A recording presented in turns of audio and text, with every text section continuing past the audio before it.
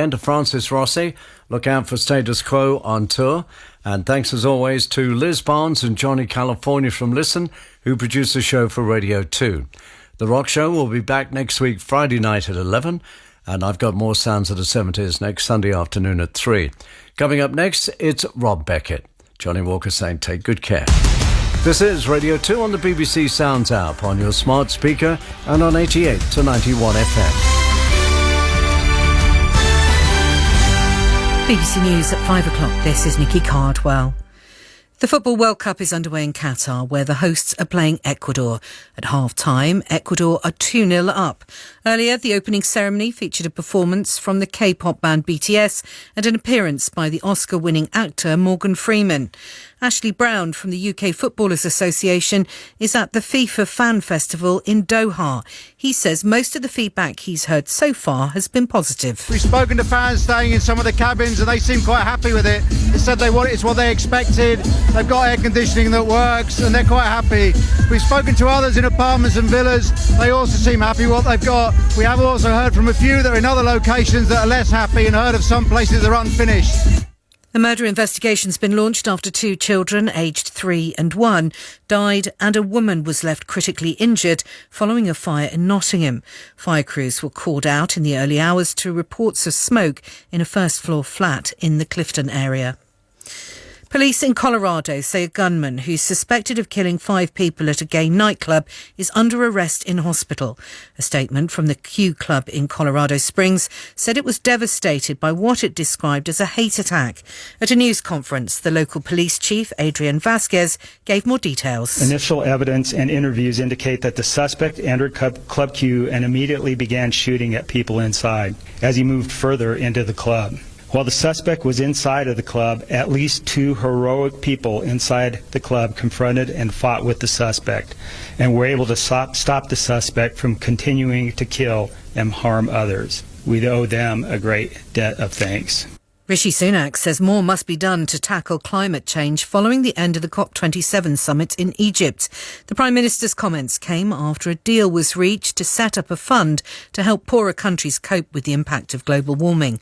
Laurie Goering, who's the climate change editor for the Thomson Reuters Foundation, says while the deal is welcome, not enough has been done to limit the rise in global temperatures to 1.5 degrees Celsius. Those losses will continue to grow if we don't actually cut emissions and cut down on fossil fuels rapidly. Scientists say we need to cut the amount of emissions that we're putting out from fossil fuel use by almost half by 2030, and this doesn't put us on a path to that. The site of the Zaporizhzhia nuclear power plant in Ukraine has once again been shelled. The Russian and Ukrainian authorities have blamed each other. The difference between petrol and diesel prices has widened to reach a new high. Official figures show with the average price at £1.88.9 per litre, a diesel is nearly 25 pence more than unleaded. And the weather clear and dry everywhere before rain pushes in from the west, with the heaviest rainfall in western areas. BBC News, it's 5:03. Orna's here now with the traffic and travel news. Vicky, thank you. North East Scotland, Aberdeenshire and the A97 Aberdeen Road is still closed in both directions. That's between the River Bogey and the A96. It's flooding. And there's been quite a bit of flooding on the A92 in Fife as well. So both directions closed near the A91 at Melville Lodges roundabout. And then the A84 in Stirling, traffic was being held near Callander towards Douan. And that was recovery after an accident. It's reopened now. The M6, lots of places. First of all, Lancashire queues southbound down from 33 to 32, joining the M55 at the Broughton interchange. Now that's roadworks and will cause traffic heading back from the Lakes and Blackpool as well. So lots of traffic around. Then we've got another queue from 30 to 29. That's heading toward Lostock Hall and 2 lanes are closed there. Then again at 29 at Lostock Hall to 28 at Leyland, slow because of roadworks. The M61, Horwich at Junction 6 to 5 at West Horton, an accident in one of the lanes.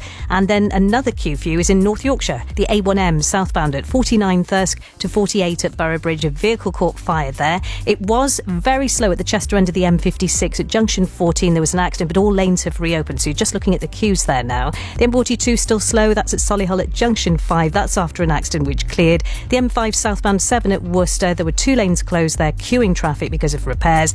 And then the M11 all open northbound at 9, Saffron Walden ahead of schedule. But the M25 still queuing clockwise at Heathrow, junction 14. Morning. On the BBC Sounds app, on your smart speaker, and on 88 to 91 FM. Now, Rob Beckett. Thank you to the news team, and as always, a big thank you to Johnny Walker. I'm Rob Beckett. It's just gone 5 p.m, and welcome to the Bronze Hour. Hope you're well. Let's get going with Madonna.